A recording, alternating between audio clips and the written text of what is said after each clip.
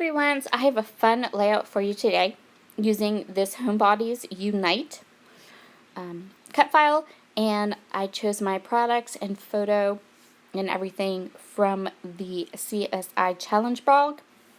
I will leave that blog down below.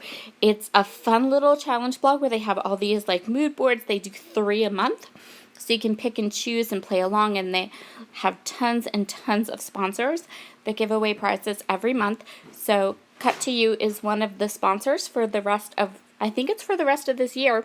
So if you want to snag some free cut files, you can play along. And you can also check out a whole bunch of inspiration pieces for all these different case files, which pretty much they're mood boards. So what I'm doing is I have some Coral Calypso Nouveau Embellishment Mousse, and I'm going to create a kind of mixed media landing spot for my cut file. I'm also going to be using lots of products from Magical Forest. I got those in one of my design team boxes from a cherry on top, and I've been having a ton of fun playing with it. So I just put enough of the Nouveau Embellishment Mousse down that it could act as a background for my cut file. And I'm making some of the areas thick and some of the areas thin. So I'm pulling in a little bit more here because I wanted a little bit more of those like stripey bits, if that makes sense. And then I'm going to go ahead and let that dry completely. And then I backed my cut file with all the different patterns from Magical Forest using my 6x8 paper pad. So now I want to pick a pattern to put across the top of the page. As this layout comes together, you're going to totally understand why I put the mixed media just at the bottom little bit and how I'm going to go ahead and put this layout together. So I'm going to go through, you can see here, I'm still flipping through the patterns, trying to decide which one I want, and I'm going to decide to go with the star one. It wasn't, a lot of the others were the wrong color or they were really dark, and I didn't want something that was super dark. So I'm just going to cut, I think it's a little bit more than 4 inches off of the top of this paper. I'm kind of measuring here, trying to decide how much of a strip of this paper that I want to use. And I think I went with a little bit more than 4 inches, so that, and then I trimmed my photo and made my photo a little bit less than 4 inches tall to help create my layout. And so I'm just going to cut the top off this paper, and then I'm also going to cut a little bit off the side so that at the end this layout will have like a white border even with the mixed media. So I forgot to take the branding strip off my white cardstock, which means my cardstock now is a little bit off because I had to cut the branding strip off. But when I did the mixed media, of course the branding strip was on, but it all works out in the end because it's just messy stripe, you know, that messy kind of texture behind my cut file. Okay, so now I'm going to cut my photo down and make it not quite 4 inches wide. This is a photo of my youngest son and his dog. So that black laying over Logan, that's his dog Cooper. Cooper is the dog that you will hear bark on my channel now and then because he is very vocal.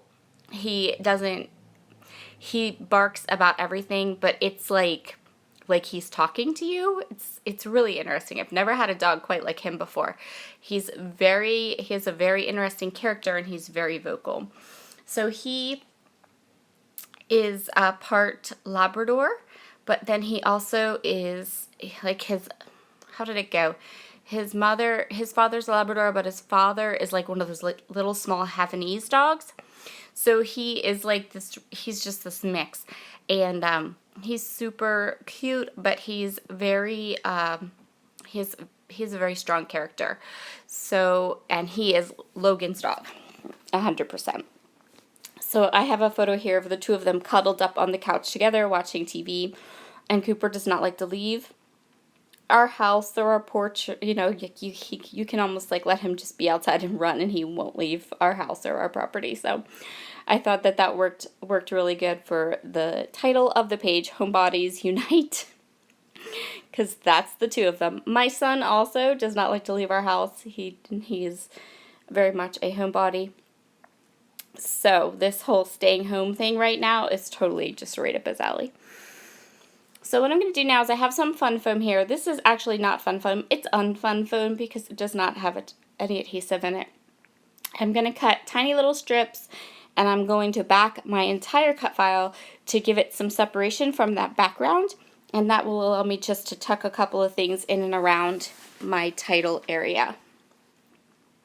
And so now I'm just going to add some Nuvo glue to the back of that cut file, and I'm going to go ahead and place it onto my layout, right, kind of center it over that mixed media and over my photo a little bit. So now what I'm going to do, and this is why I said this is a really easy layout. This next part of this layout is going to go like super fast.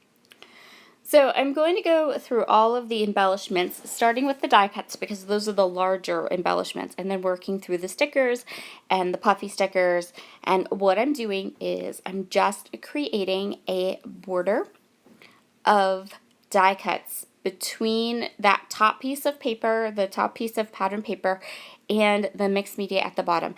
I'm clustering them up. I am picking ones that I don't like really necessarily and using them as layering pieces underneath. But the whole point of this is just to fill in that strip, that kind of awkward area between where the pattern paper ends and the mixed media begins. So I'm just going to keep adding things here. I'm going to go through all the die cuts, then I'm going to go through all the stickers. Some of the stickers I'm going to pop up, and the pattern paper has those stars on it. So I'm going to go with a very star-heavy kind of theme for this layout and just add little stars, as many as I can find in all of my different embellishments. And so what I'm really doing is just clustering and layering up this area. And then I also put together an auxiliary kind of cluster down at the bottom, just so your eye can kind of follow. So it can go from like the photo to the border to the title down to the cluster. You could certainly add some journaling to this just by adding some lines or a little journaling spot to the right of the photo. I chose not to because I didn't feel like we really needed journaling. It's, you know, my son and his dog cuddled up on the couch, and it was so super cute. So I didn't think it really needed a lot of journaling. So here are all of the close-ups. Be sure to grab some of these gorgeous cut files from Cut to You, all of the different staying at home ones, and you can see more details and more links over at the Cut to You blog. Talk to you all again soon. Bye.